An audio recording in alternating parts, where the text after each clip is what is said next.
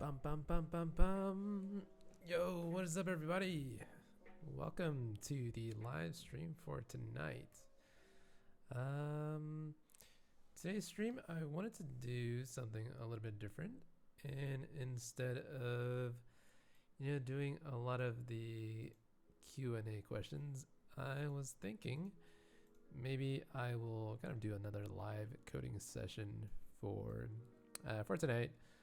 I know sometimes, especially for what I've been coding all day on, like a contracting project, sometimes nice to just work on something that's, kind of a little bit outside of my comfort zone. So today, what I wanted to attempt to do for today's live stream is to create this thing right here. So you see on the left side of the screen, we have this statistics application. Let me turn down the music here. So I've been always looking at these graphs here, and you see on the kind of like this focus time graph right here. It's like a bar graph that starts on the left side. So a pretty standard bar graph.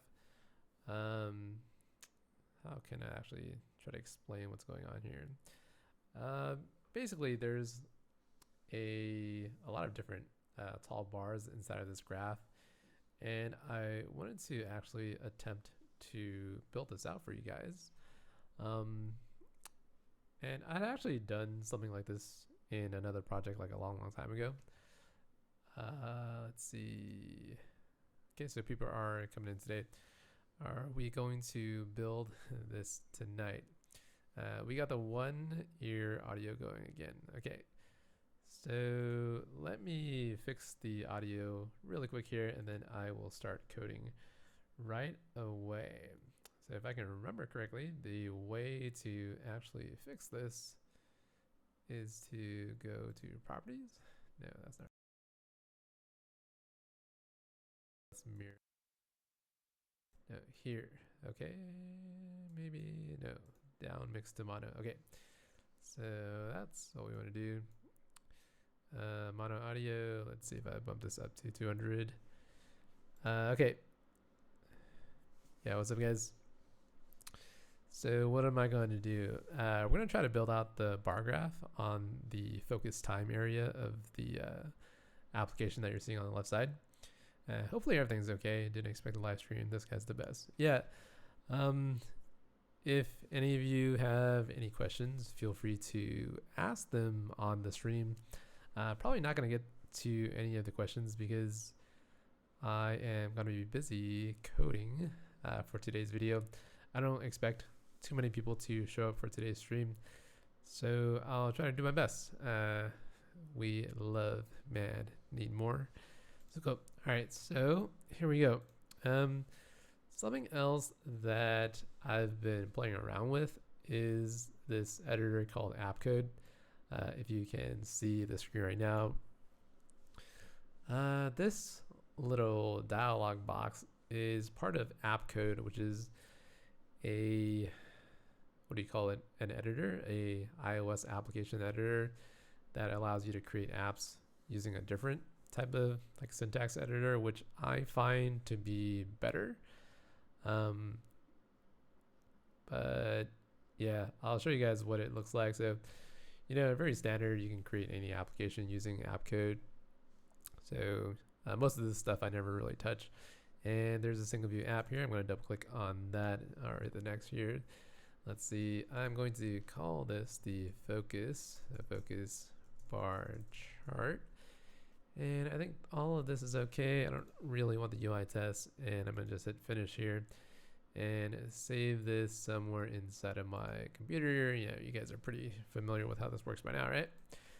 So once you create your project, obviously it opens up this like window thing right here. Let me just drag it up here.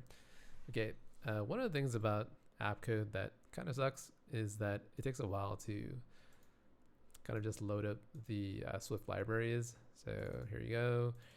Here's what it looks like. And something funky is that this thing is never aligned correctly. So let me just tab this over. Okay, so the editor for AppCode, you might be asking like, why exactly do you want to learn another editor, or why even use AppCode? Well, I'll try to show you as I code, as I try to build out this little focus time bar chart, like why I prefer AppCode. And one of the main reasons is because the autocomplete is just a lot faster. Like Xcode, I always find myself just waiting for the autocomplete to come out with the thing that I want, and most of the time it's not even correct.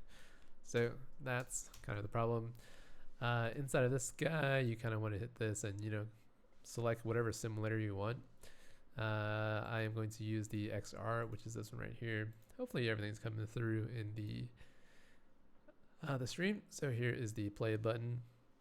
You can always hit Control R to run it. So let me just run this quickly.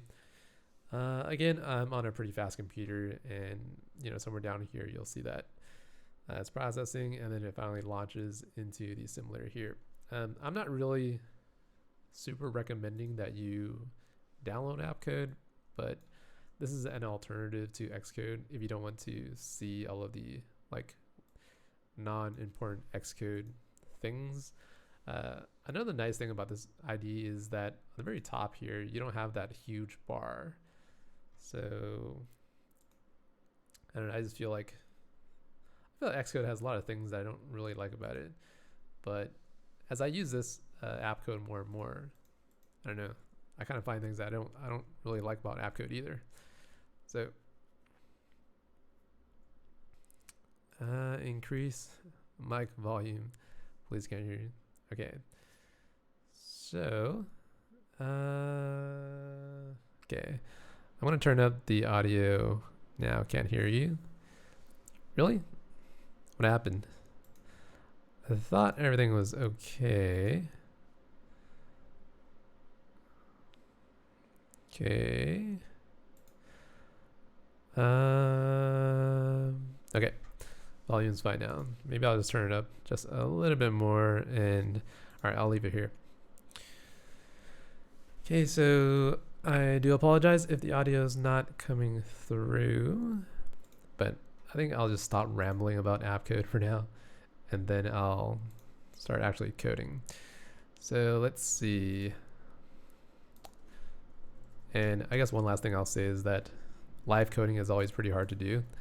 The videos that I record and show you guys on the channel is always something that takes a lot of preparation, so there's going to be a lot of mistakes in today's lesson.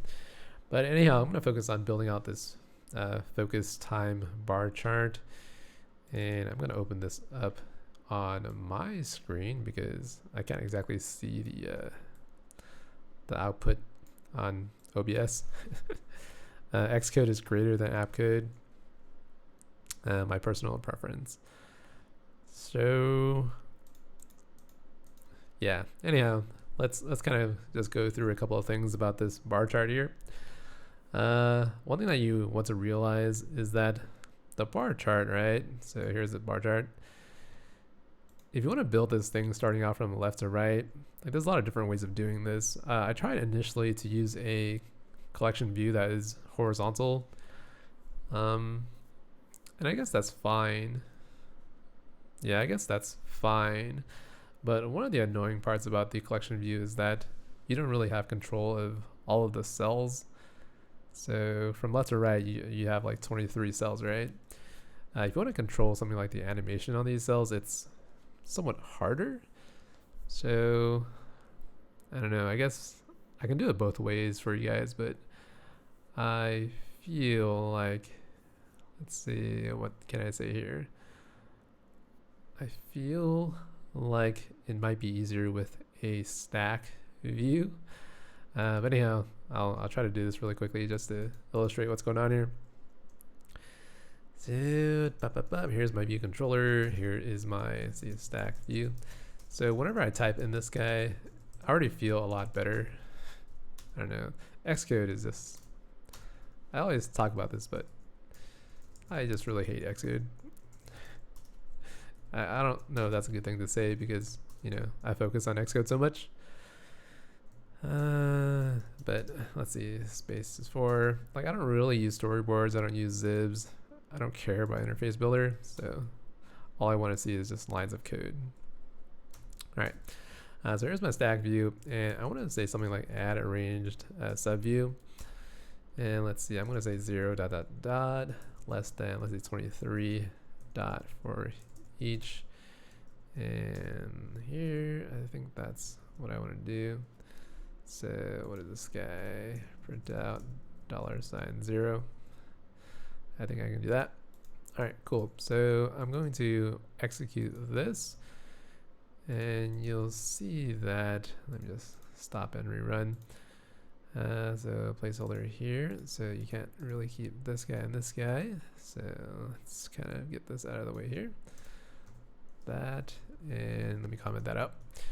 All right, so I just want to make sure that I can print out these characters on the bottom. So let me try to move this out of the way here.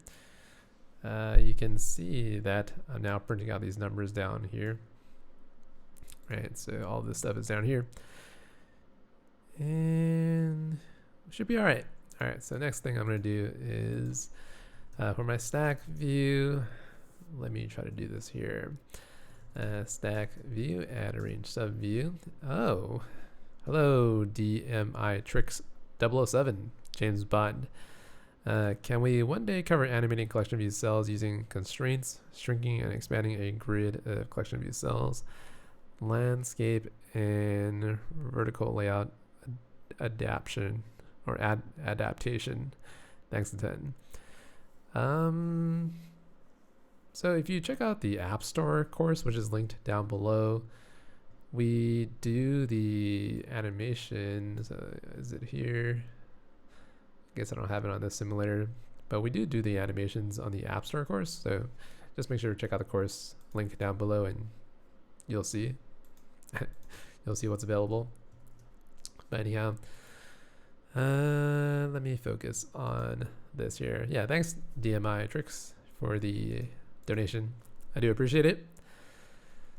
And now here we go. So say let view equals UI view. View dot background color equals dot gray, something like that. And I guess I can say this right here. So the thing about closures is that if you don't use the $0 inside of the closure itself, then it gives you an error. So Anthony Horton says AppStore course is very good. Well, I'm just really glad everyone's appreciating all of the effort that goes into making these courses. It does take a while. Okay, so here we're going to add our view. Let's just call this, so let's rename this guy, refactor, rename, and let's say V here. Okay, V, and background color is gray. I'm just gonna run this again. I saw a question earlier about me using Xcode or AppCode, so this is AppCode. AppStore course is amazing. I'm learning a lot. Well, that's good. Karu Watanabe. Yeah, this is AppCode.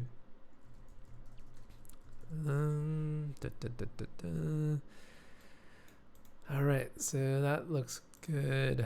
Next thing I want to do is I'm going to say view at subview stack view dot. Let's see, what do I want to do here? I think I'm going to drag in a custom file. So let me just grab a. So let's see if I drag this in here. Yeah, is that gonna work? Copy file, so have our layout. Okay. So the other nice thing about AppCode is that when you want to get to previous files, you can just use Control Tab to get to the screen, this file switcher, or you can hit Command E, which will get you this as well. So recent files. I think this is the biggest reason why I like AppCode so much. Like in Xcode, I really hate going back and forth between like 10 different files because I don't even think there's a way to do it. Increase font size. I think this is already large enough. I won't have enough space to work with if I increase it anymore. So I don't know what I can do for you. Maybe you watch on a bigger screen. Will this video be up later? I don't know. Maybe I will condense this into a shorter form format video. I feel I'm just rambling for this video as I talk to everyone, which if you try to watch it over again, I'm not sure if it's that interesting, but let me know. Stack view, anchor. Okay, so if I keep coding this slow, I feel like I'm not gonna get anywhere. I'm just gonna start reading the chat for a while. So you can do that. So the file switching in here is also Command Shift O. I think it's just Command O. Command Shift O. That. Okay, so it's this as well. So Command Shift O also does this. And you can also do something like View Controller, App Delegate. You can do that as well. The nice thing about this is you can just hit that and all the files that you've been previously visiting will all be inside of this list. So you can just go here, go here. It's like super easy. There's like, you can hit Control-6 for Xcode, but that really sucks. I don't like hitting Control-6 on my keyboard. So let me hit that. Okay. So it looks like we have our stack view here. So what's going on? Let's see, .red, and run this one more time. Will this project be a course in the future that you will make available on your site? I don't know. I don't really know about that yet. Stack view dot. Stack view dot. I think it's distribution dot fill equally. Yeah, if I design this whole screen.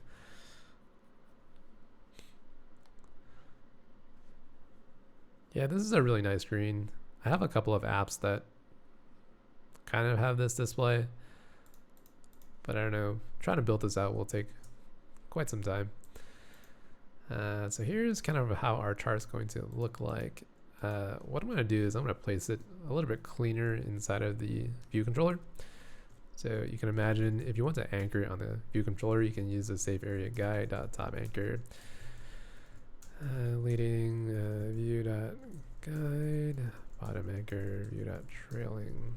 So if you're new to AppCode, the color syntax is going to look a little bit, I guess, the difference is a little jarring compared to Xcode. An e-commerce app. Don't change what I said at the beginning of this year.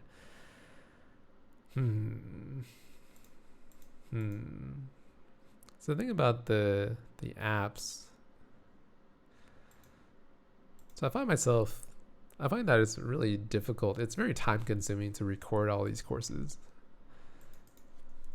I might just start releasing source code packages that you can launch, and then the source, like the actual thing that you buy, will contain some kind of node server, a Node.js server.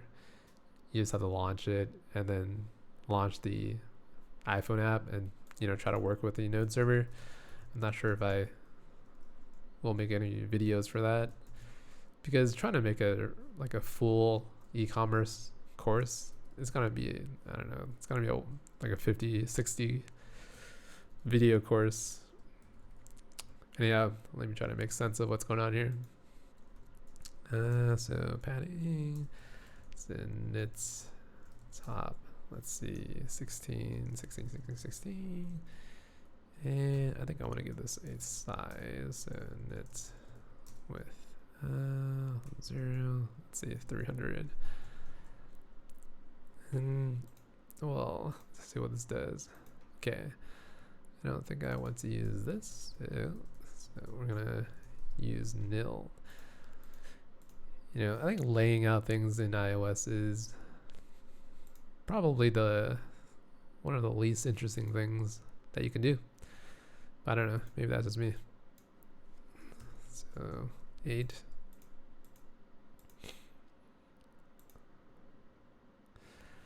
So Brandon Bravos, the anchor method is it's a custom method that's inside of this file here. You can watch this video. If you just search on the channel for, I think, anchoring extension, or I can't remember what that video is called, but it's here. and you can just watch it and you can get the file somewhere else.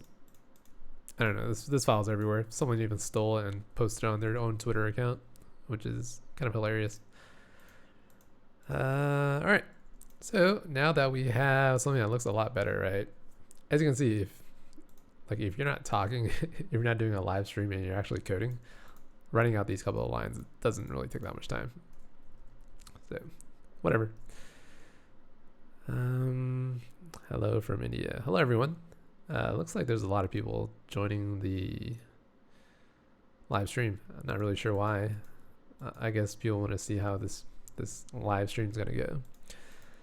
I'm gonna drink of water here. I've been thinking about buying some wine, but I feel like if I buy a box of wine, it's gonna go downhill for all of my streams. Like, I really like drinking. I do enjoy a nice bottle of wine, but I'm living by myself, so it's gonna be hard to finish a whole bottle of wine. If you guys know how long you can keep wine for, let me know in the chat. I think, is it like a day? Even if you try to recork it, the wine doesn't last that long, right?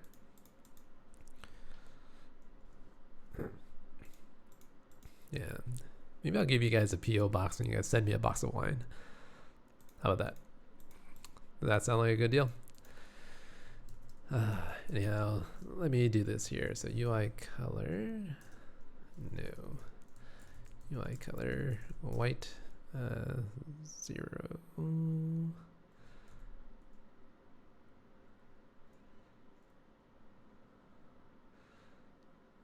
So 0, 9, 5, and 1. Okay. CV.layer. Yeah, I might get really wasted. Let's see, 4 maybe? 4.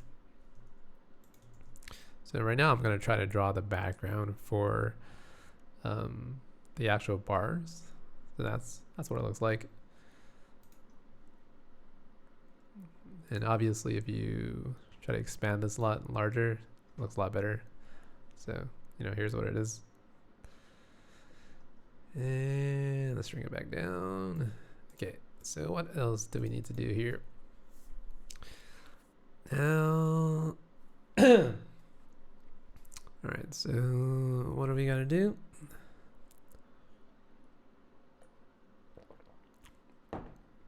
I guess lots of people are joining the live chat because we are humans, are mimetic.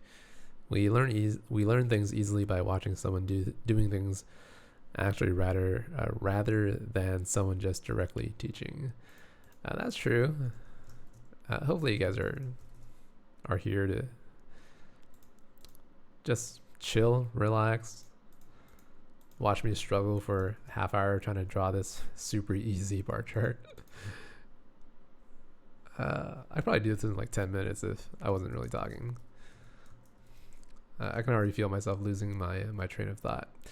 Okay, anyhow, let's do this here. So let's see data. Let's see bar chart data. And let's make this something interesting here.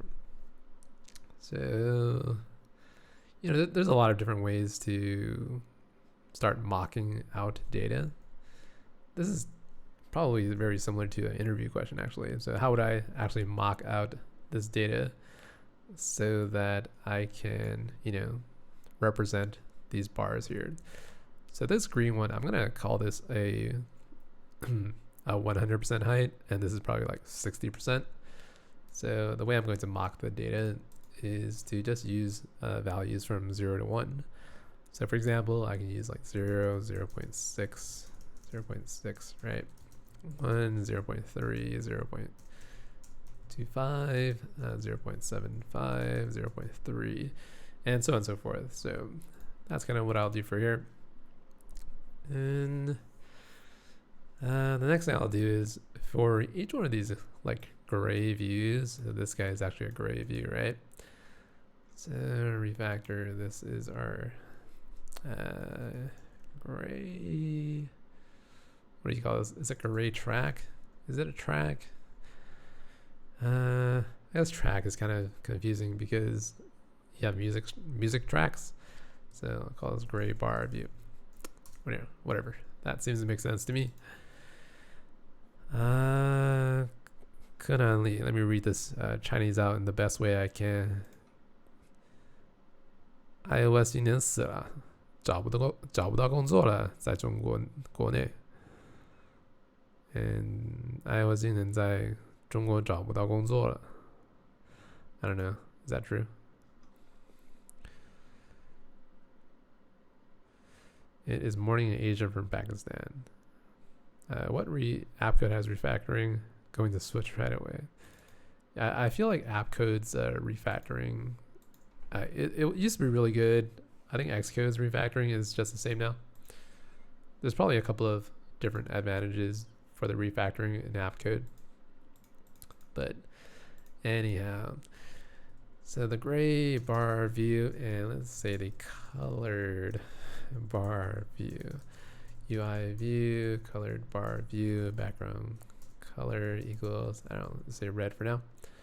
And let's say gray bar view. And let's see, add subview of our colored bar view.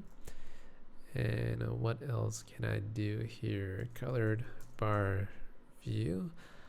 I am going to say fill super view here. And fill super view comes from the actual anchoring extension as well. Next thing I'll do is I'm going to use these percentage values here. So let's say I want to fill the entire bar by, let's say 60% or 30%. You have to be a little bit more detailed about how you fill the entire gray bar view. So one way of doing this is to kind of, what do you call it? I guess what I can do is I can say just this. Okay, so I'm going to omit the top anchor. And the way you do this is you use nil. Let's say gray bar view dot leading anchor, gray bar view dot bottom anchor, gray bar view dot trailing anchor. Okay, trailing anchor. All right. So this is going to set up the red to be the left. So this is the left, this is the bottom, and this is the right. And all that's missing is you want to specify how tall this red bar is going to be inside of the gray thing. One easy way of doing this is to use a height anchor like this manually. So I'm going to constrain equal to, and let me just use this one here with a multiplier. So gray bar view dot height anchor, and let's just use 0.5 and make sure to set as active equal true. And you see that's what we get. We have half of the entire gray bar view because we have the multiplier 0.5. And I think you guys can pretty much tell what I'm gonna do next, right? So colored bar view is that, and we should be all right. Let me just make sure these radiuses are good to go. Let me see if I flip this right here. Can I get that? Okay, and this is fine, right? I guess. I don't know. It's okay. Trying to handle landscape layout is always a very difficult task, in my opinion. Okay, now that we have our red bar filling up 50% of our gray bar, which one of you guys can tell me how to actually make these red bars fill up the percentage as I go through some of the chat questions?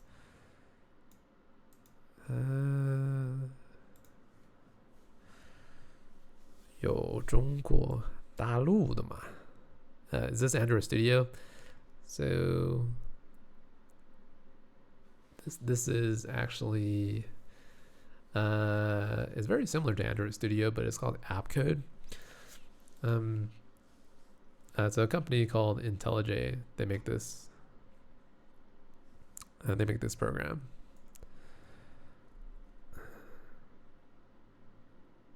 And let's see. Now, the way that you want to fill up this bar is pretty simple. You just want to use the bar chart data right here. So let's say we declare a multiplier, right? So instead of 50%, we want to say something like this. Let multiplier equals bar chart data, and we're going to use the index here. So let's use this. So you can say index, and this is going to come from this right here. So, you know, for example, if you use index here, this is going to start from 0 and go all the way up to 23. And I'm going to use the multiplier here. One thing that you do have to watch out for is that this multiplier, let's see, this is a double, I think. So this is a CG float. So CG float, that, I think I want to do this. So CG float. Every time you're dealing with arrays, you have to watch out for these out of range errors, and you know, it'll tell you every time you run into it. So one easy fix to this is to make sure that you check the actual index right here, and you know, just make sure to say, let's see, index is less than bar chart data dot count. I believe you have to subtract 1, and right here, so do that. Maybe you don't have to subtract 1, so I think that's fine actually.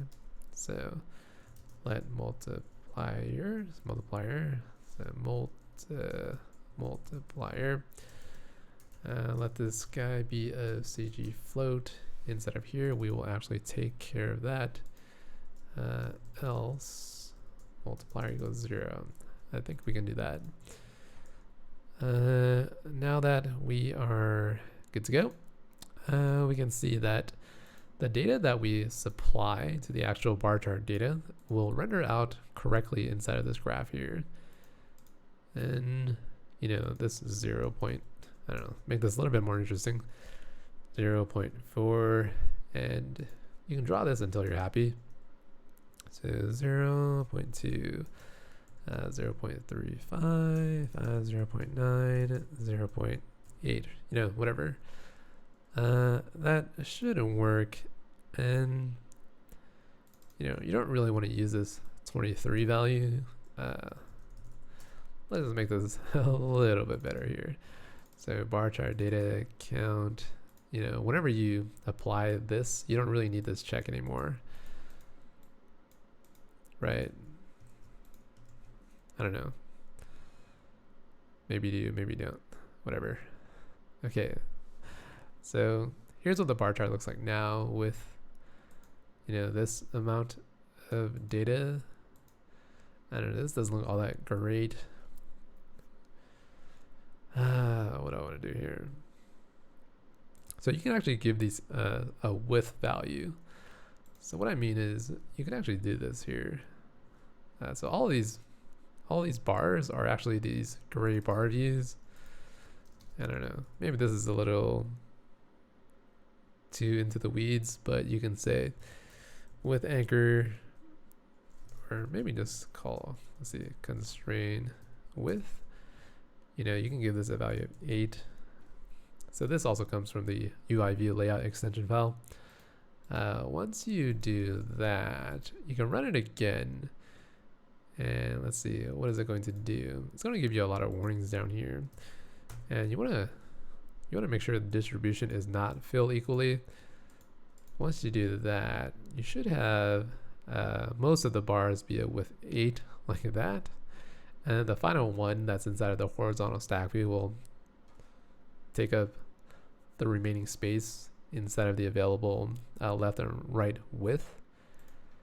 The way you would fix this is at the very end here, you can add a final, you can add just a spacer view is what I like to call this guy. And because this view doesn't have a particular width of any kind, it's going to take up all of the available width on the right side. So this is a useful trick. I don't know if this layout isn't perfect, but we don't have any strict requirements right now. So that's what I'll kind of do. If you add some more data inside of this chart here, you'll get it to show up looking like so. You can now modify this to be a bigger value, maybe such as 10, and the bars will appear a little bit thicker. So that's what 10 looks like. Yeah. So I don't know. Maybe I will take back this and do that. Okay, I don't really like how that's turning out. I'd rather have it fill all the way from left to right. And that looks a lot better, I guess. Okay.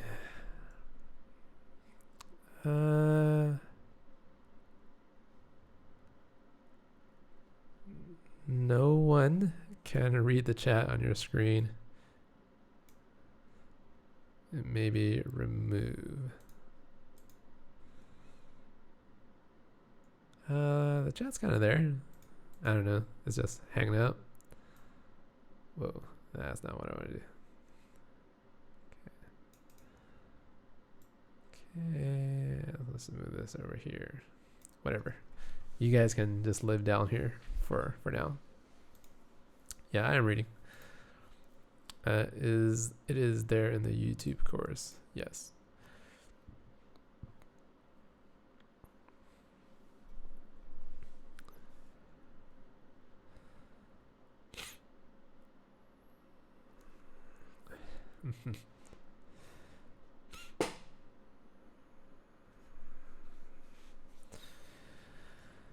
Let's see. Who's got something interesting to say in the chat? 只要做一段时间的 iOS 界面根本不是问题。段时间的 iOS 界面根本不是问。I don't know, is this like Google translated? This Chinese sounds really bad. Maybe my Chinese is so bad I can't tell anymore.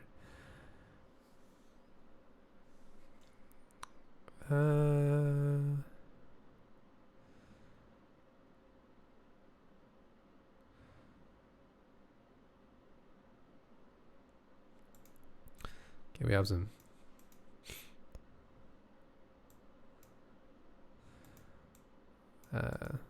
interesting Chinese chat going on in here. Rain, you love your channel. Keep going. Thanks, Rain. Can every bar have its color? Yeah, you can customize the logic so that the bar. Okay, I think I'm reading the chat all over the place, and I can't really focus on any one particular message. How did I make the microphone for the Hackintosh work? It's all operating off USB, really. Some interesting thing. This company called Fifine sent me this microphone here, and everything's fine. It plugs in through USB directly here. I think it's fine. It's $30. There are a couple of things that I don't like about it. And for example, if I'm inside of this new room that I moved all of my computer setup in, it doesn't exactly capture the best sound because it's really sensitive. It captures the echo in the room. This microphone that I'm using here is about like $200. So obviously the quality is better. Yeah, so for everyone that's a little coming in late into the chat, I am using AppCode, and hopefully you guys can see that, in some aspects, AppCode's a little nicer to use. The more I use AppCode, the more I like it. Let's just put it that way. You might not have the same experience though. Anyhow, let's kind of make sure that our bars have some color to them. You don't always want to have this big red bar. Big red. Didn't there used to be like a chewing gum called Big Red? Whatever happened to that company? Right? there was juicy fruit, there's big red, and there was like minty fresh or mint something. Can't remember what those packs of gum were called anymore. Anyhow, let's kind of call a struct here, and we'll call this bar. Okay, we'll just call it bar. And like color is UI color. So color here. Let percentage be of that CG float. Okay, so that's my very quick and dirty bar. And instead of here now, you might want to call this bar like that. Instead of here, you can just remove this. I don't think you need that. And instead of here, you should be okay. So I'm gonna wipe out all that stuff here. And let's see. So for this, you can now just use like dot green, you know, whatever you want really. 0.3. Okay, so let's do this, that. And now that I have this, here's red, yellow. So is pink a color? I don't know. I don't think pink is a color. I know purple is a color. I'm not sure why pink is not a color. Is teal a color? Is teal a color? No, teal is not a color. Is it? What is this? Oh, this is going to be really annoying to convert all these values to a float. Really? I have to do this? Wow. Why can't it just automatically infer that this is a CG float? That's really stupid. Oh god. Really? I don't remember having to do that. Okay, so let's call this dark gray. Alright. And now that we have our bars as the object for our bar chart, we're going to go bar chart data. And let's see, so this is the index. So we're going to use the percentage here. And also the color is going to come from this. So I don't really like how there's this like weird if check here. So instead of doing the weird if check, we're going to say let bar equals this, and this will be the bar's color, and this will be, let's see, let the multiplier equals bar dot percentage. And so clean up that code. I guess the one thing I don't like about AppCode is that if you're just looking at the code, everything seems to be kind of grouped together. It's hard to discern the color of the text, but maybe I just have bad syntax highlighting coloring for now. So I say 6, 7, 5, 1, 8, so 8 and 9. Okay, so that's looking good. I'm just gonna copy that a couple of times. What is this, about 19 to 36? And that's what the bar chart looks like right now. So that's good, right? So dot orange.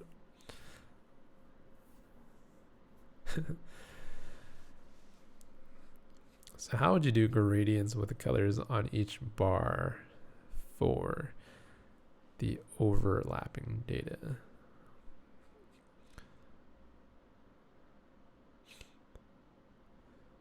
So someone's asking, why am I using IntelliJ's IDE?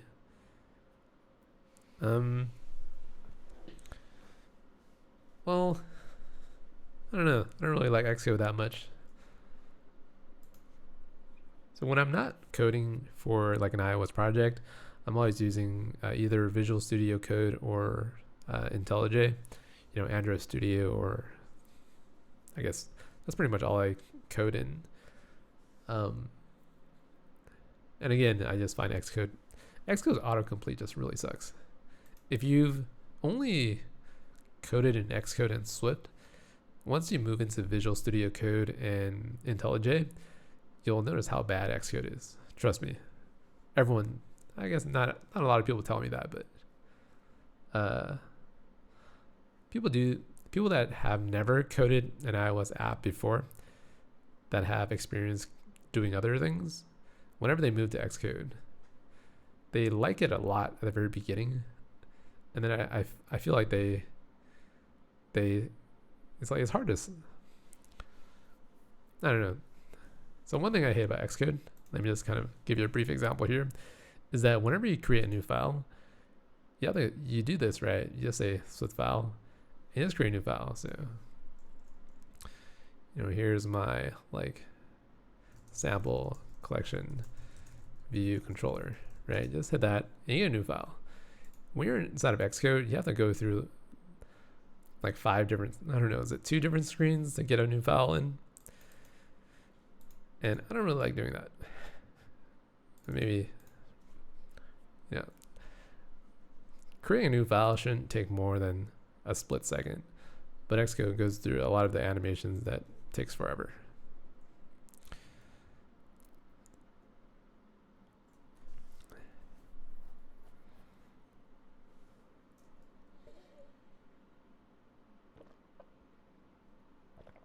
Okay.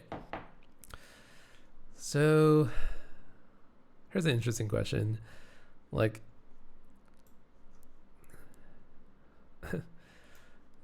You see how these bars, it's a gradient color. So starting from up here to down here is the entire gradient. I don't know, how do I do this exactly? Let me try to think about it. So here's a color here, here's a color here. Let me try to do this with white and black. Let's see, is that gonna work? Okay, let me try to draw a gradient color. And let's see, what's the easiest way of doing this? What's the easiest way of doing this?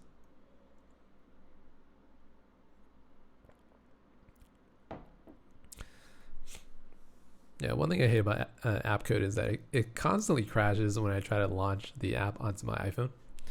So whenever I try to launch on this thing here, it just crashes out. Or it crashes out 20% of the time. 80% of the time it works, but that's a pretty a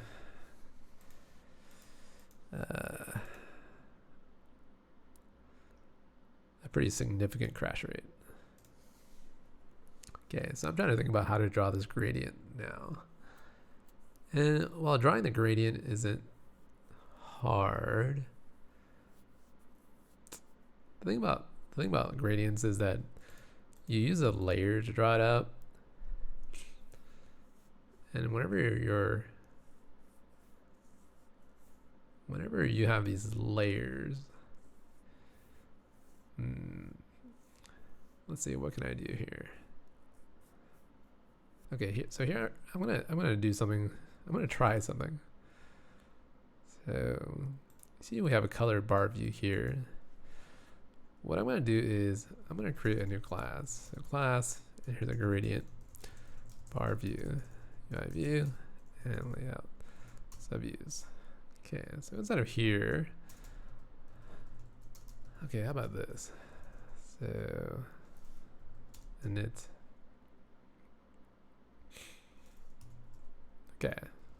Okay. So let gradient layer. I'm not even sure if this is gonna work, but who knows? CG gradient. CA gradient layer. And let's see, gradient layer dot colors. Is that what it's called? Okay, 0. UI color dot green. Okay, CG color. UI color dot red CG color. Okay. Gradient layer dot locations equals 0 and 1. Okay. And let's see, what else am I gonna do here? Layer.add sub layer of gradient layer. So gradient layer and close this off. Alright, so here's my gradient bar view.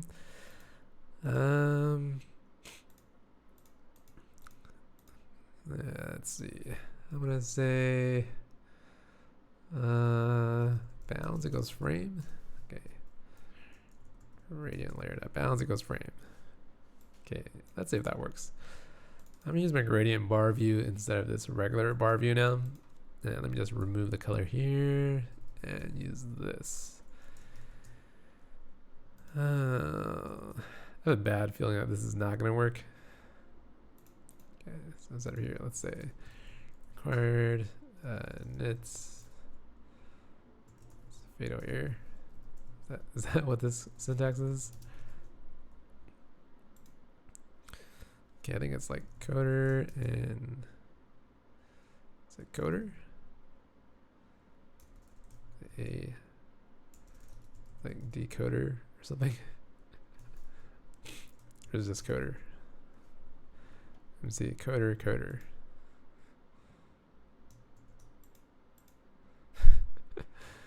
Okay, so this is why you need Xcode every now and then, because sometimes you have these initializers that are like, okay, it's like NSCoder. That's what this guy is. Will you go away? All right. Okay. So, so frame equals frame. Is that what this is? Huh. Frame equals bounds. I always get confused about what's actually set it on here. Okay. So frame is actually bounds. The reason why you want to do this is because the bounds of this gradient bar view is like relative to itself. And so you want to set the gradient layer to the actual bounds and not the frame.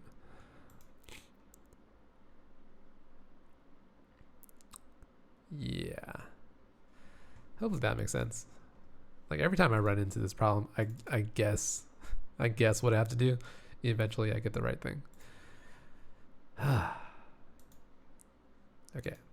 So I feel like the gradient layer also needs like some kind of radius. So corner radius equals 4, I guess. I don't know.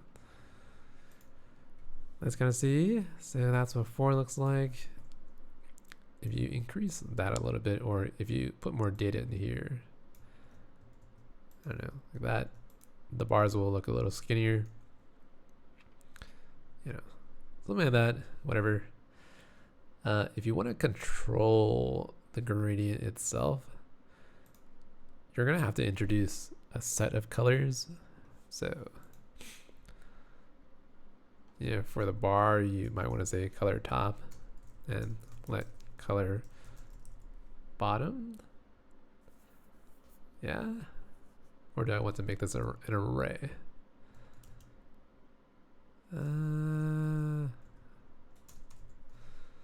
What's better, to use 2 properties or use an array of colors instead?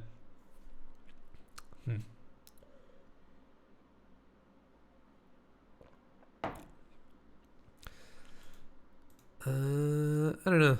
This is, I guess, fine for now. So, color top. We'll use color bottom. Okay, so color literal. How do I actually select colors inside of the AppCode? So color literal. Okay, so I'm going to use Xcode. I have Xcode on the side for things that I need. Let's see.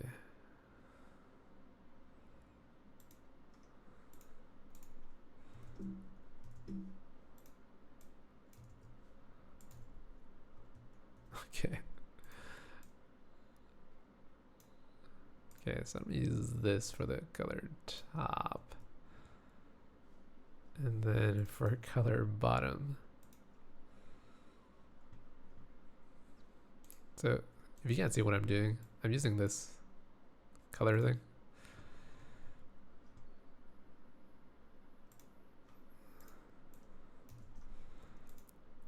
Okay, so I'm gonna use that. Because that seems to work. This is a really ugly way of using colors, but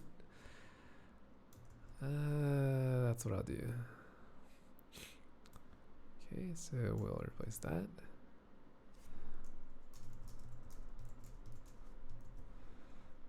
Okay, so let's say 0.2, 0.5, 0.75, 1, 9, 1. Okay, 4. Alright, so bar chart data now has a color. So what are we gonna do here? Colored bar view dot gradient layer dot colors equals I'm gonna say bar dot color top.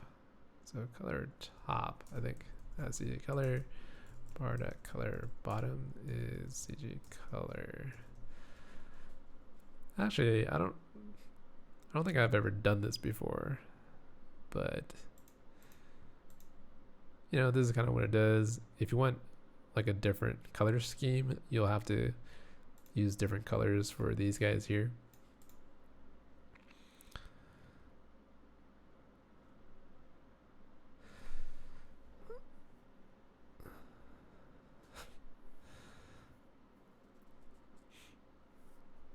Yeah, I'm trying to look at the chat right now.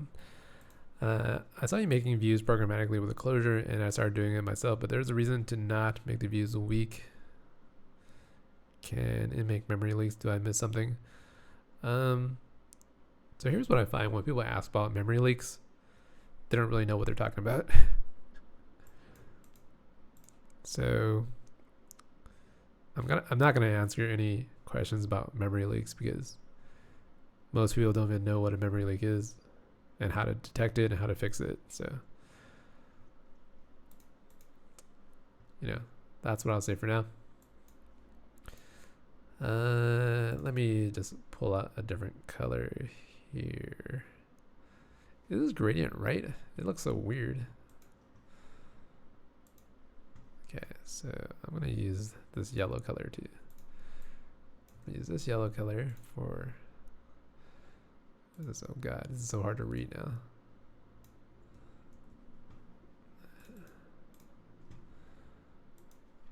Let's see.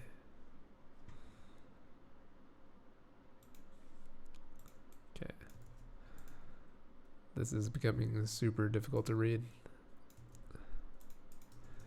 Okay, so I have this green color and I also have this yellowish color too now.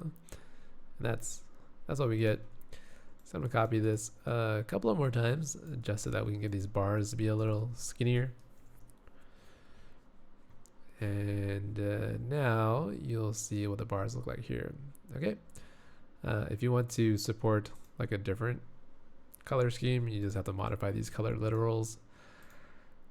But yeah, one thing I don't like about how these files are structured right now is your view controller is now becoming extremely massive, right? We have this bar data thing here. We have this gradient bar view as a separate class. You know, you don't always want to do this. So let's create a new Swift type. What is the Swift type thing? So there's a class. Oh, we have a struct. Okay, so we'll call this a bar. Create here, and you get your struct bar. So that's good. Let's abstract this out of the way here and take all of this. Go here, put that here. Here we go. So this guy, you know, you have to import UI kit for the UI colors.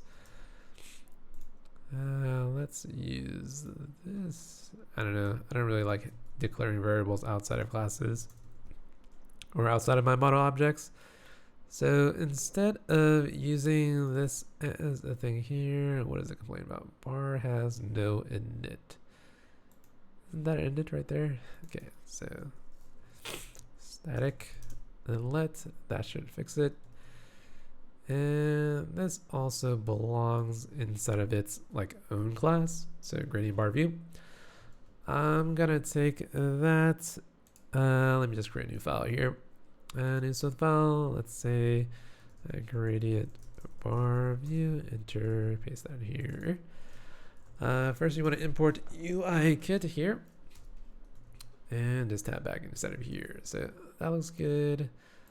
Let bar chart data equals bar chart data. All right. So nothing like super fancy there. You just want to make sure that as you're programming your code, make sure to clean it up as you're going along. Sometimes what I find is when you start typing out a lot of code and, when you have to start fixing things, it becomes increasingly hard if your code is hard to follow. So that's what our bar chart looks like right now. And let's see, what else can I do?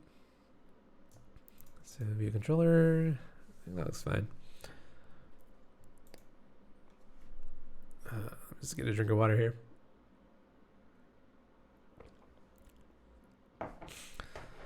I wish I knew this stuff. I've been trying to teach programming for like 4 years, but I just can't get the hang of it. Says Omar Sayed. So the thing about programming, I guess, the thing about programming is that, what is it that I want to say here? Let me get the chat up in this.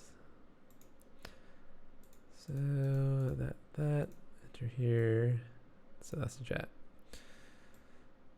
The thing about programming is that it's not really get rid of function hex string to UI color. Probably that would be easier to read and modify. Yeah, that's right. So there's if you do a Stack Overflow search on hex color to UI color, there's code that you can just copy and paste. It's a really good suggestion. Back to the question about programming and trying to teach yourself 4 years. So programming isn't for everyone. That I do agree with. So what do I want to say?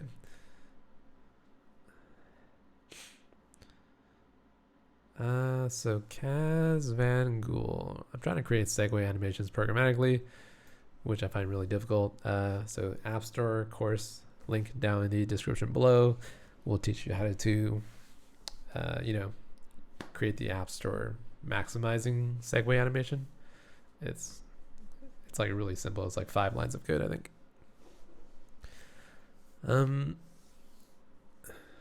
Everyone wants to learn. Like I know basic HTML, CSS, JavaScript, and can create landing pages and stuff, but I can't really figure out things like the backend and database and how it all connects together. Well,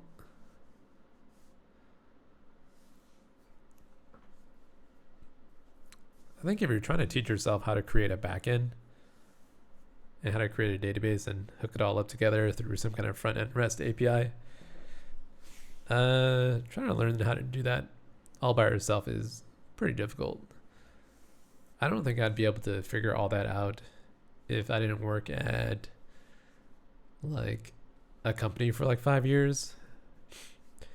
And then moving on from there, I think the most important thing that you learned working at a software company is that you kind of see that not everyone really knows how to do everything at a certain company. Most people are specialized on the front end, back end, and mobile, and DevOps, and a bunch of other stuff. And you kind of see that certain people will be able to take their current skill set and just move into another team And it's really easy for them to do that because they, like, over the years, they've become really good, like, researchers, and they understand how to Google for solutions. So working in a company for like 5 years has really taught me how to Google for things that I don't know. And that's like the most important thing that I can take away.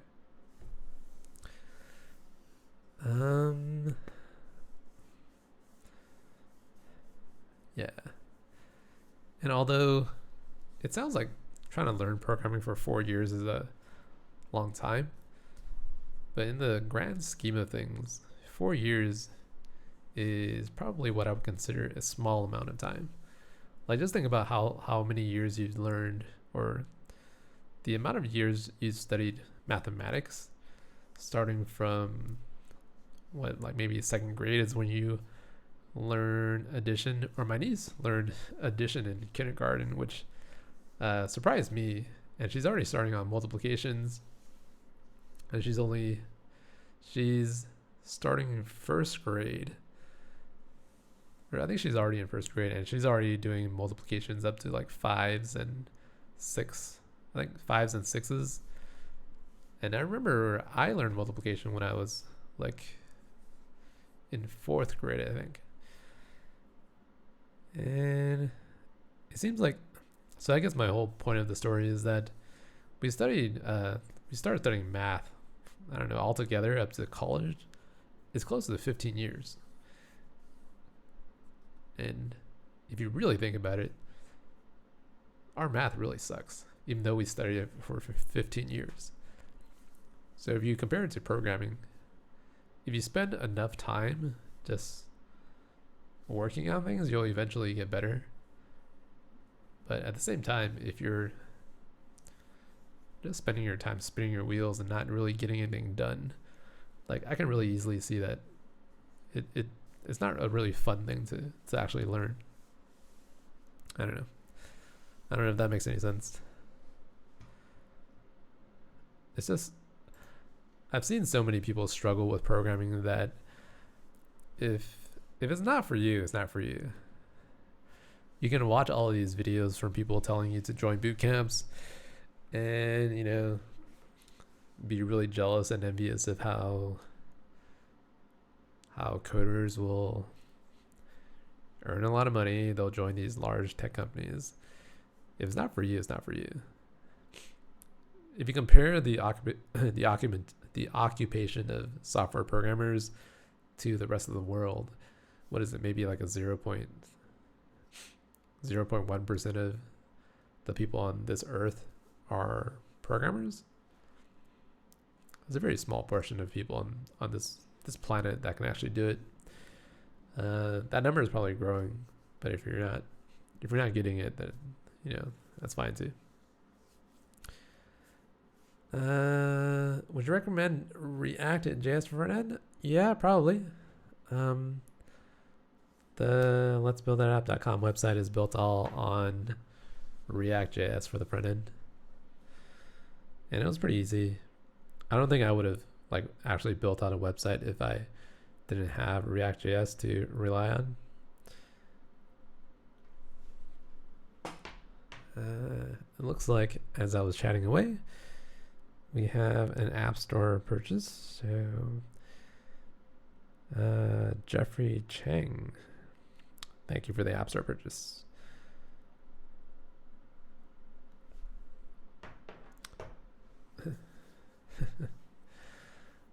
Anyone that wants to study programming first needs to learn and understand how basic algorithms and data structures are working. Why does the iOS dev need algorithms? I never use them. I'm not sure if you actually never use them. So if you write a for loop, you're essentially using like the very basics of algorithms. If you're writing an application that, you know, has many different screens, then you're writing data structures inside of your model objects to support like 20 different screens. And if your application is small, I do understand that you probably never use data structures or algorithms. But that's not really what I would call an iOS dev job anyways. But I guess having said all of that, if you said that you don't use algorithms in an iOS job, I would say I probably agree with that.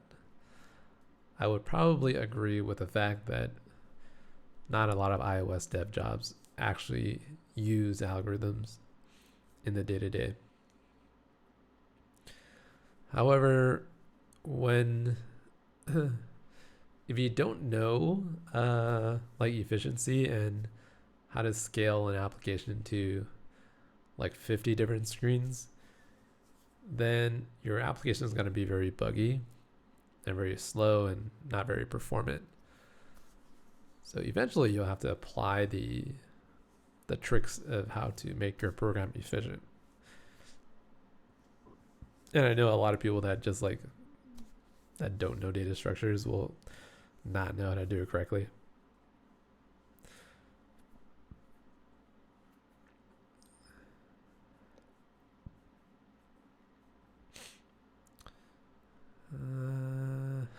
So Wilfred says that you have a job offer, but I'm hesitating to accept it as they use Xamarin, and I consider myself as a native iOS developer. What do you think about it?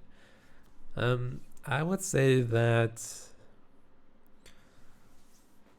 I don't really have a preference, like personally. As long as you're working on like some kind of technology that's interesting to you, make sure the space that you get into is something that you can relate to. I used to work for a company that did things like application performance management, and I really hated that job actually. And I spent 4 years at that job, and I pretty much hated every day of my life during those 4 years, or most of those 4 years. I didn't really realize it until about year 2 or 3 that I hated, I really hated the technology because of I guess various reasons. I couldn't relate to it. I didn't understand why people were so interested in that tech. And every time I had to build out a new feature, I found myself not understanding the whole topic. And I just felt really lost for most of the 4 years. I know in year 1, I thought it was just me not understanding how a large software company works. And then year 2, I kind of saw that, oh yeah, it's just this company is, I don't really know why people would buy the software. And then year 3, I got I got 3 or 4 different job offers at other companies. And then I told my boss that, yeah, I don't really like it here anymore. I have these other job offers that are paying more than what you guys are paying me now. So I think I'm going to leave now. So I eventually stayed for another year, which looking back, I'm not sure if that was a mistake or not. But so my boss just, I guess he was kind of happy for me. He kind of knew that I didn't like it there. So he said, yeah, that's good. I hope you enjoy the new job, and I hope you're happy there. And so I put in my 2 weeks notice.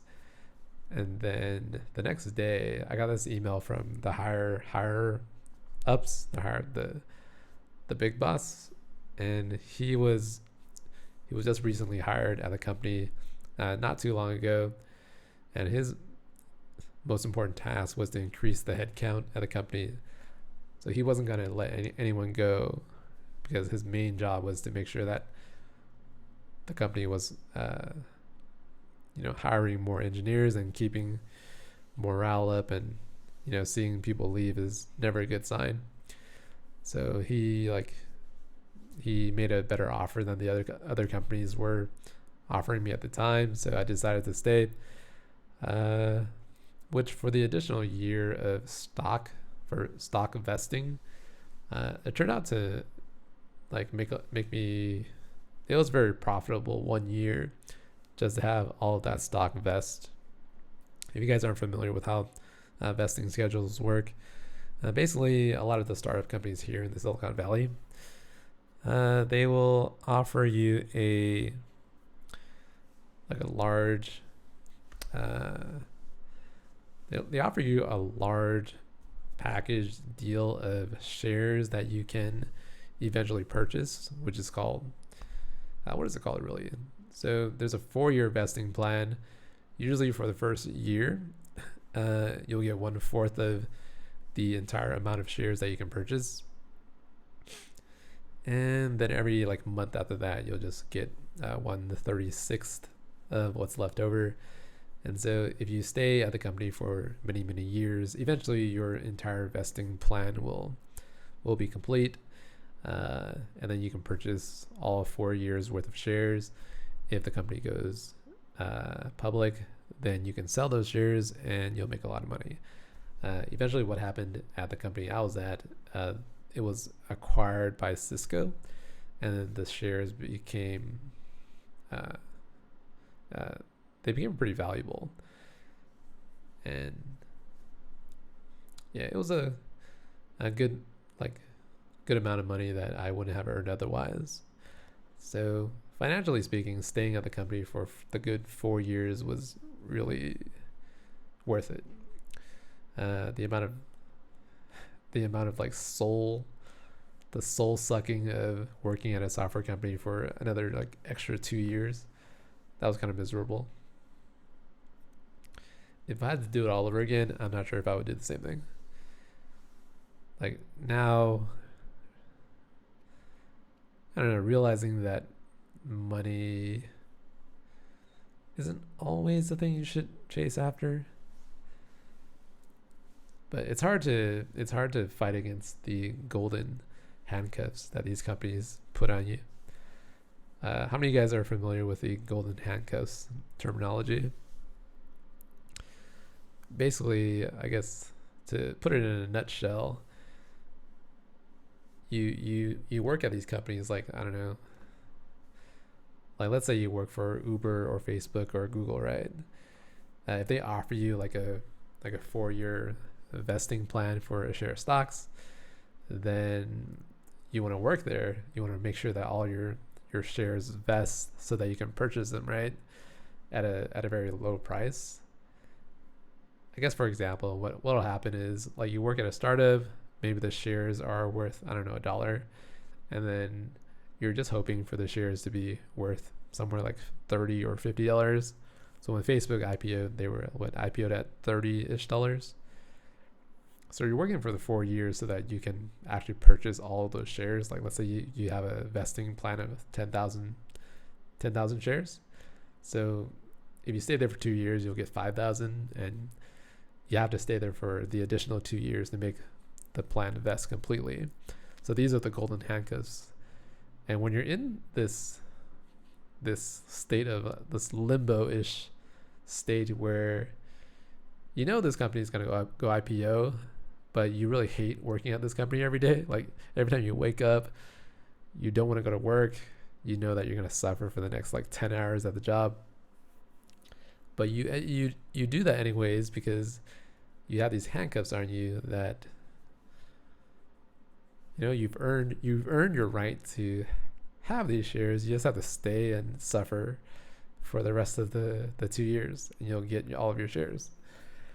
And the other thing that these companies will do is they'll give you like another what do they call it? Another stock. More stock options is what they call it. And they'll keep on giving you more stock options until you finally decide that the stock options are no longer worth it. I don't know. It's a really weird way to keep your employees happy. I'm not really sure if anyone's happy at all, really.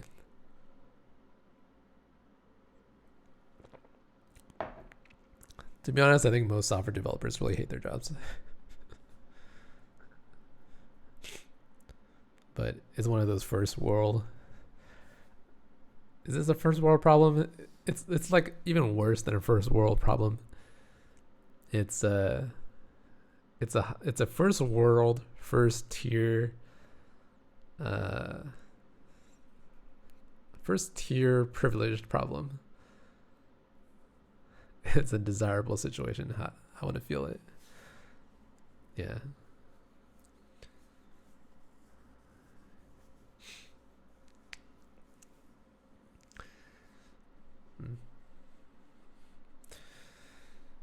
Oh. Okay, I think that's my long story for today's stream. I guess one of these days maybe I'll talk about it in a very short video. Make the story a little bit more concise. How many lines of code am I coding a day? I don't know. I was working on a contracting project for like 5 hours a day. And 5 hours seems like a long time. I think I committed, I don't know, a couple hundred lines of code. A lot of bug fixing and integrating REST JSON APIs. Make a video, cool story. Happy I didn't miss the story. And there's a lot more to talk about, like as to why I hated the company, why I didn't like it. I think most of it had to do with should I talk about it? I don't know. Maybe I'll save this story for another day. Maybe if I had a bottle of wine here, then I'd spill all the good juicy stuff.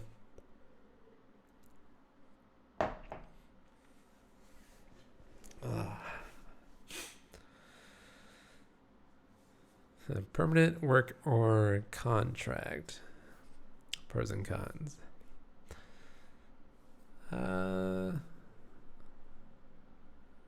The cons of working contract work. I don't know.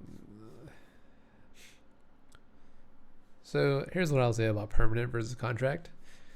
If you're working at a contract position, then you're always gonna see that the grass is greener on the other side. And as a permanent employee, you're always gonna wonder what it's like to be working as a contractor. So that's kind of how it is. A few of the young coding YouTubers quit their dream job. What do you think? Yeah, I saw that. What's the guy? There's that guy with the braces now. I can't remember his name. And there's Mayuki. There's the Asian lady, the Japanese girl. I think she's like in Japan at the SwiftCon in Japan now, at Try Swift.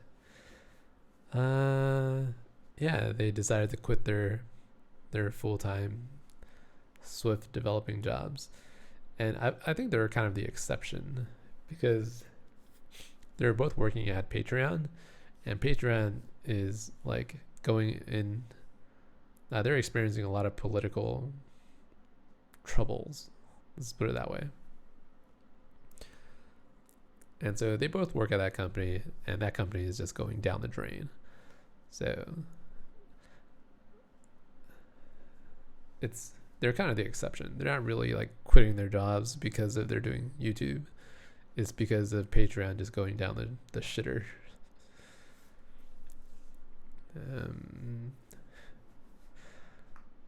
Okay, so one of the questions that I really don't like getting are these questions like, can I make a video on the coordinator pattern? I personally have never used the coordinator pattern. So I don't know. I feel like people focus on these patterns way too much. A pivot table, native iOS. No, I have not. Isn't a pivot table something that you do in Excel? Or maybe a database is probably more fitting. Paul Hudson has videos on it. Yeah. For me, I don't really like making. I don't like building apps that I'm not interested in actually working on. And most of the apps that I like working on are purely visual.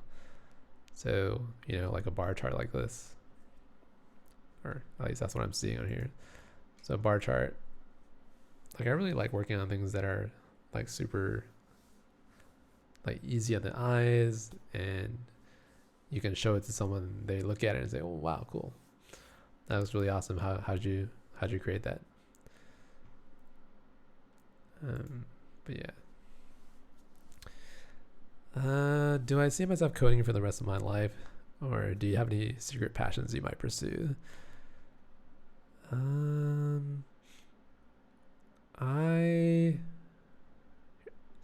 I've been thinking about that in the past couple of days, about like secret passions or hobbies that I might pursue.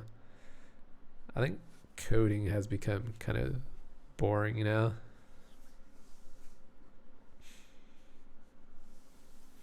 It's not really boring, but sometimes when we don't have a really large challenge, then coding starts to get really boring.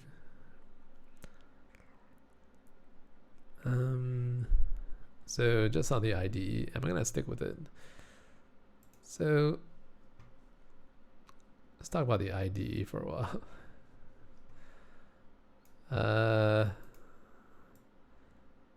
I'm gonna stick with this IDE. Well, I don't know. This IDE is not for everyone. I'll tell you that. I used to use IntelliJ for backend programming at a job. I used to use this Ruby Storm for Ruby on Rails. I use this for Java development. Yeah, so I'm pretty familiar with this IntelliJ IDE. And a lot of people moved into IntelliJ.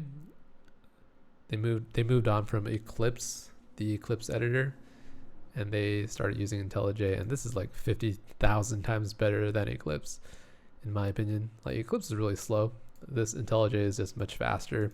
Everything compiles, and it's pretty basic and straightforward and nothing unnecessary. Well, there's like 50,000 buttons on here that's unnecessary, but that's besides the point here. And I feel like over the years, IntelliJ has their IDEs have become a little bloated and slow, and that just happens over time. If you use something like Visual Studio Code, I prefer VS Code over IntelliJ, but IntelliJ does offer a lot of things that AppCode or VS Code doesn't, but I don't really care about that. Yeah.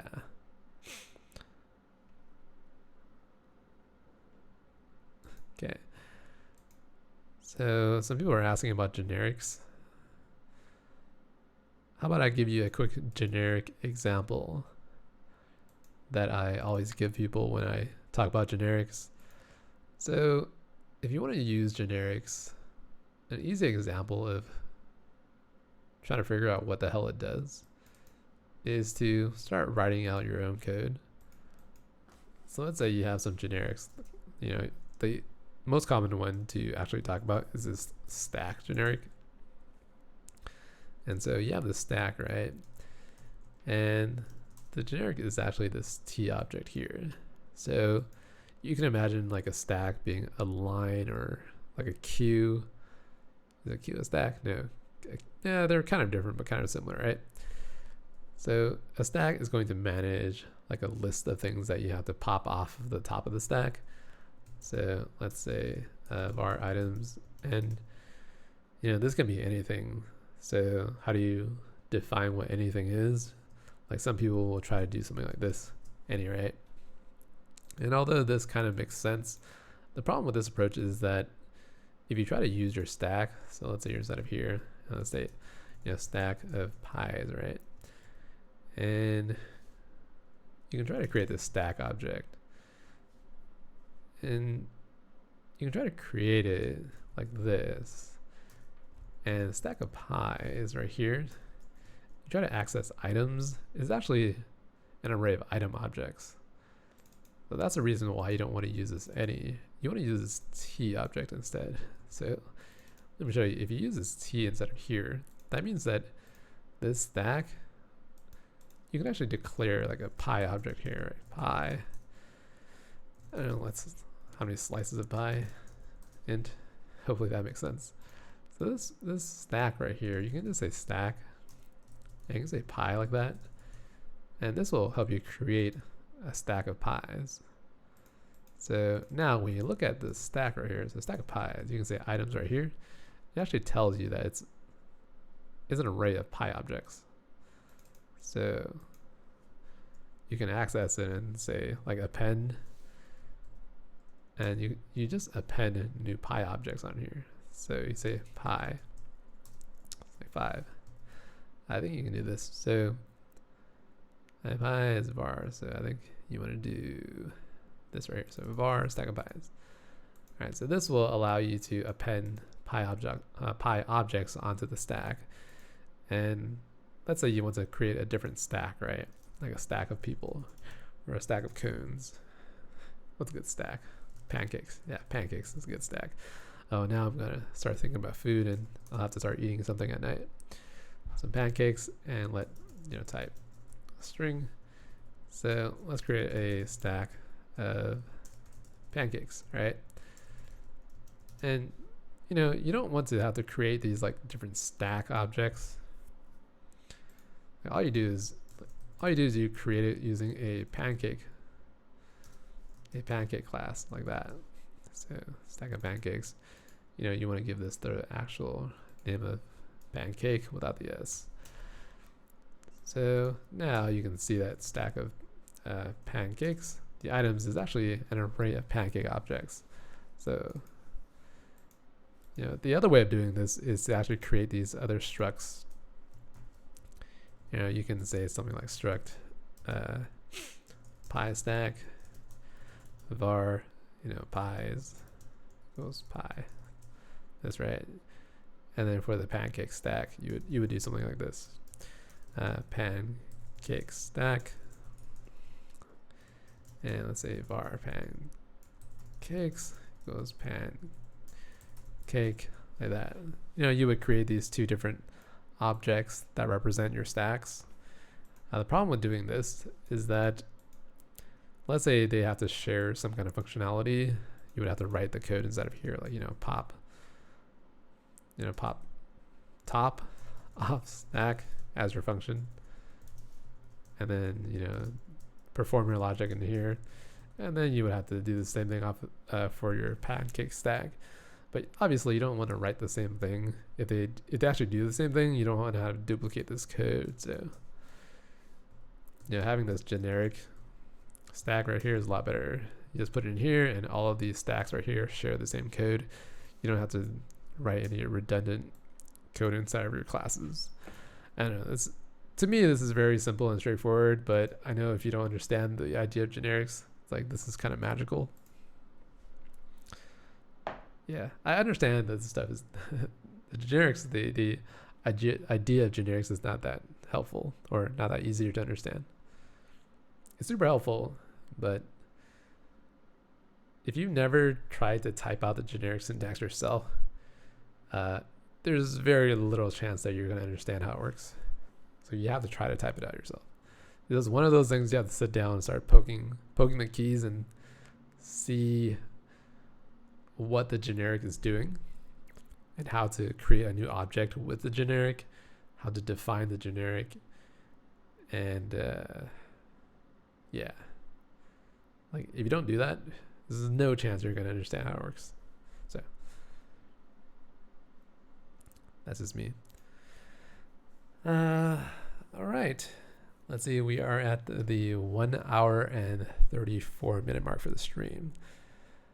Why is he not using Xcode? I don't know. Xcode sucks.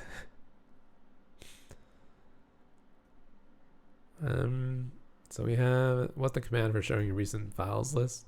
So there's two ways of doing this. You can hit Control Tab, and you'll get to all these recent files. So control tab is actually the switcher. And one thing about the switcher is that, so let's say I want to get the previous file, right? Does it control tab? You'll get to the previous file, which is your gradient bar view. So bar, control tab goes back to view controller. So that's the nice thing about control tab that you can't really do in Xcode. You have to do command, control, and left and right. And that'll get you to the previous and the next file. The problem with that is sometimes you don't want to get to the previous or next, but you want to get to like the last, like the 10th file that you were on previously, right? So in order to access all of these files that you were recently opening, you just click on this and it'll show you all your files. And you just click on this guy right here. It'll take you directly there. So that's the nice thing about the switcher. If you want to use the recent files, which is Command E, you can just look at the recent files here, and Command E will do pretty much the same thing. I just like using Control Tab because so I'm really I grew up a Windows user, so I'm really comfortable using Windows, and Control Tab was a kind of a Windows thing. I don't know why. Is it a Windows thing? Control Tab. Yeah, I feel like when a Windows was a Control Tab thing, but a Mac has it now too, so that's kind of why I use Control Tab. I'm all about my shortcuts. Let's see. The other nice thing about this is, wait, I don't even have the app up anymore. Okay. So what am I talking about? Okay.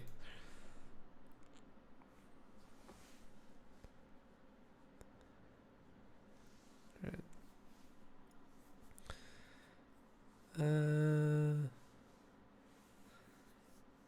It says we have like 189 people here, but I don't know. Okay, so let me try to show you this Alt Tab thing one more time. So Control Tab does this, which is a switcher, allows you to switch between all your files. Command E brings up recent files, which will allow you to do this, and Control Tab will bring you back. So that's kind of why I like it. The other nice thing about IntelliJ is that whenever you click on this button right here, it shows you all of your simulators. If you're using Xcode, you have to click on that button and then scroll up, which takes freaking forever. I just hate how Xcode just hides. It hides a lot of things, and when you create a new file, it makes these animations of sliding up and down. Like, why do we need to see that? That's so stupid. And let's see, what else do I hate about Xcode? Yeah. After having used Xcode for years and years and years, it gets tiring. The worst thing about Xcode is the autocomplete really sucks. So for example, if I want to create a brand new UI collection view controller, so it's really easy inside of here. You just create this class and you call it like sample collection view controller. You subclass UI collection view controller like that. Hit that. Close it off here. You say view did load. So view did load here. It comes with the super right here, so you don't have to type it out.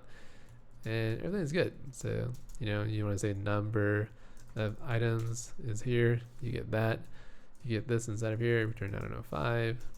Cell for item. Let's cell equals collection view DQ your cell using some kind of cell ID thing, and your next path. And return your cell. So everything is very similar, but I don't know. I don't know what it is about typing, like typing out the code inside of here is just so much easier. What is it about? I think it's like, it's not trying to guess what you're trying to do every time. Yeah, I just can't put my finger on it, but it's just easier.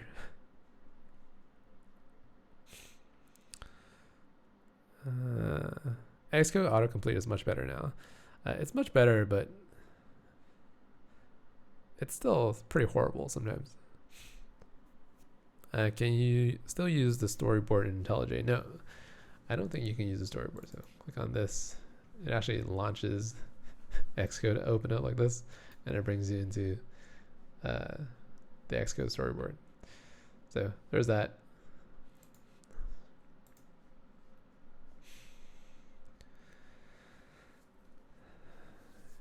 Yeah. On my website, do I have any native Android courses? No, I unfortunately do not. Yeah, don't. Maybe soon. Maybe soon. All right, so that's kind of gonna be it for today's video. Hopefully you kind of got a good idea of what AppCode looks like. I don't know, maybe that's kind of interesting. Who knows? But hopefully you also enjoyed watching the bar chart, the development of this bar chart.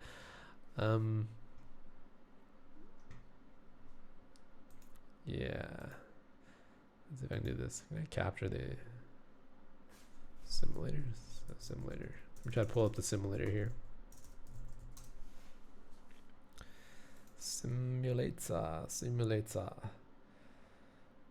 What is the simulator called? Simulator. That. Okay. There you go. There you go. Okay. Now I'm just surrounded by windows. All right.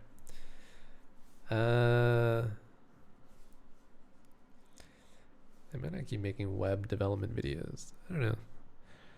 Your videos are awesome. You're not planning to continue the YouTube playlist. So the YouTube app that we built out, I don't know, 3 years ago. That playlist is pretty old. What else is there to add? There's already like 20 videos. Whenever I make these courses and they're more than 20 videos long, I get personally really tired. I don't know how you guys watch all these freaking videos. Seriously. Like seriously, how do you guys watch all of these videos? And they're so long too. They're like more than 20 minutes long. I know a lot of you guys watch using 2x speed, because I tend to talk very slow during the videos because I'm trying to think while I code. Videos are great. Yeah. But yeah, hopefully I can do another one of these live streams. If you have any ideas for something that you want to see me build out, make sure to let me know on my Twitter account at build.app, and I'll try to make it interesting. And I'll try to make another one of these live streams that I can just sit here and code and talk to you guys. One thing that I do miss a lot is actually interact with you guys. Just interact with the people on the channel. So this is fun. I do enjoy it. Bin Huyn, what is your next paid course? So I'm working on a couple different projects. Maybe I'll show you one of them right now. So let's see. Here we go. So this is a City Guys project, and here's what it looks like. I don't know if I'm going to do a full-blown course on it yet, but you know, here's what it is. And I might just release it on the website as something that you can pay for and download. I'm getting kind of tired of making video courses, to be honest. And I feel I can actually provide you guys with a lot more features when I don't do all of the videos. Like, I'd rather spend time just coding and building out things. So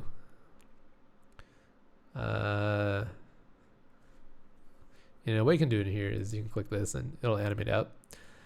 If you guys are, you know, curious about animations, this, I wouldn't call it a course, maybe this project template. Yeah, this project template is going to show you how to do things. So, you know, it actually transitions from this controller here, which is a view controller. It has a collection of view controller inside of it. Transitions to full screen like that. You can swipe these guys left and right down here. And this is also another view controller. And if you click on the other views, it does something similar.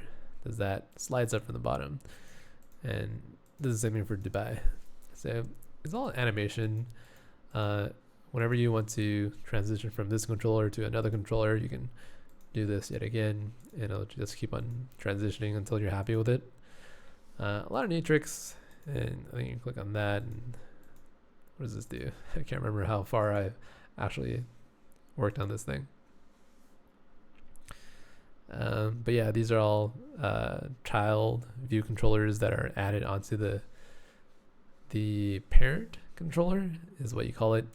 This main screen is your parent, and yeah. There's also this page here, which I don't know what I'm going to do with it yet. I might release this as another source code template, but I feel like I might integrate like some core data features to help you add different destinations and different markers onto the map. I don't really know yet. There's this other screen. I don't know, maybe I'll show you guys just for this live chat. So, there's here, starting location, enter search. Let's say Apple Campus. So this will take, let's use this one here. So that's the Apple Campus here. And let's say ending location. Let's say, what's an interesting one? Say San Francisco. Okay, San Francisco, you'll get here.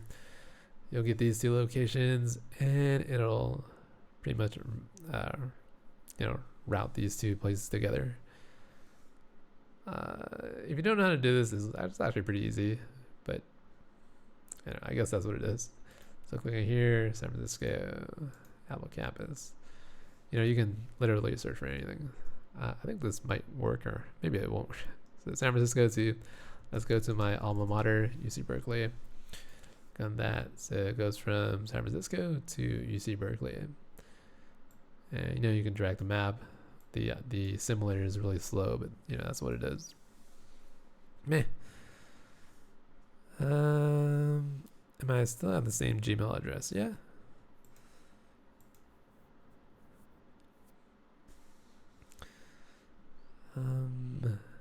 Yeah.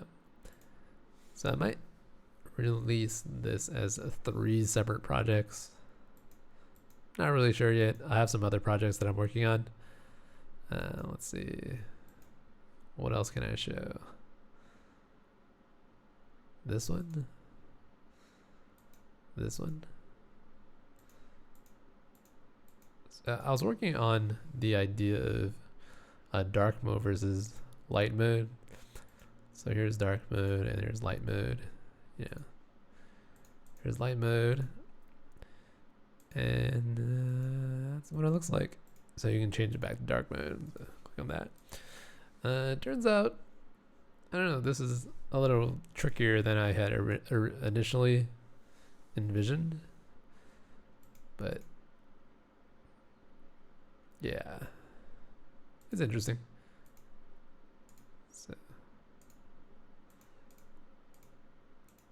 it takes a lot of code to, like a lot of theming to apply a theme to all the code. It really messes up the architecture, really. I'm not sure if I like the solution that I came up with, but nonetheless, that's kind of what I have. All right, so any other questions before I take a shower and go to sleep?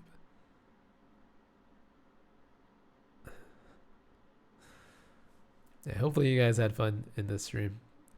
I think at the very end of every live stream, I'll give you guys a preview of things that I work on.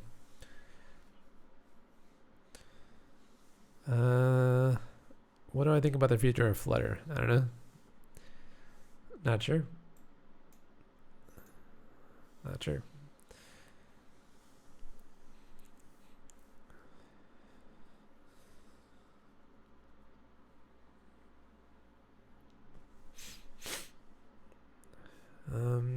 All right, so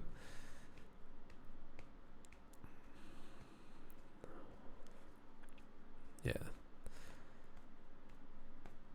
All right, that's gonna be it for today's live stream. Any sales coming up for your courses or bulk purchase? I am trying to work on some various different features of the website, but first I have to get some other things up and running, and then maybe I'll start working on coupons and other types of small discounts, and then we'll see where we can get from there. But as you probably know, the website isn't like udemy.com. I don't really do discounts because everything is like super high quality. I focus on trying to provide the most that I can for the money that you pay for. And if I wasn't very financially motivated to do it, I probably wouldn't release the courses. So, it benefits everyone.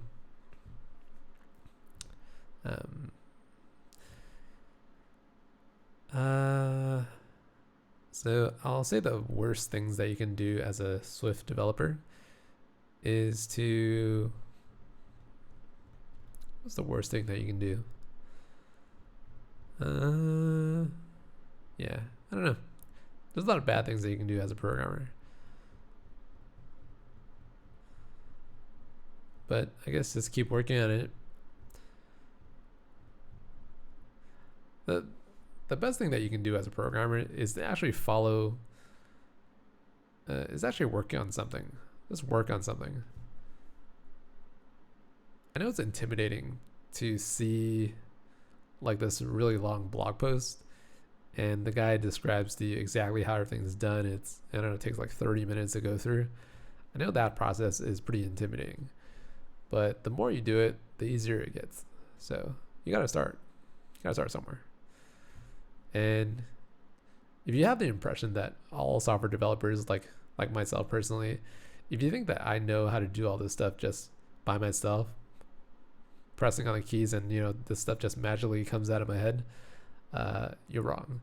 I Google search every day, even on the things that I've done like 10 times. I still Google search on how to do it. So I don't remember most of the stuff that I do. I just have a bunch of projects that I look towards for reference material. And like today, there was a student that asked me a question on how to build out this dragging header thing. Is it still here? Okay, so the sticky header. Okay, so the student asked me how to get the gradient down here with the text on top of it. So I kind of forgot how to do this, so I had to think about how to do it again. And it took me like 30 minutes to just get the gradient down here on top of the whole blur view. So, and to actually get the text on here, maybe I'll send this project out for people. But I always forget how to do this stuff. So, yeah.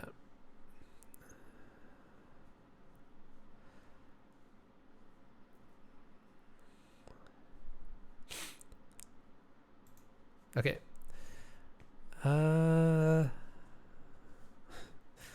Your lessons helped me find a job as an iOS developer, a junior developer. Well, that's good, Alexei. Smirnov? Is that Smirnov? Yeah, it's time for me to get out of here. I'll see you guys in the next live stream. I'll probably do this once a week, and I'll try to find projects that I want to work on. I really hate doing live streams that I'm just answering questions, really, to be honest. So I'm going to start doing things that I like to do more and try to figure out what to do from there. All right. I'll see you guys next week. Bye.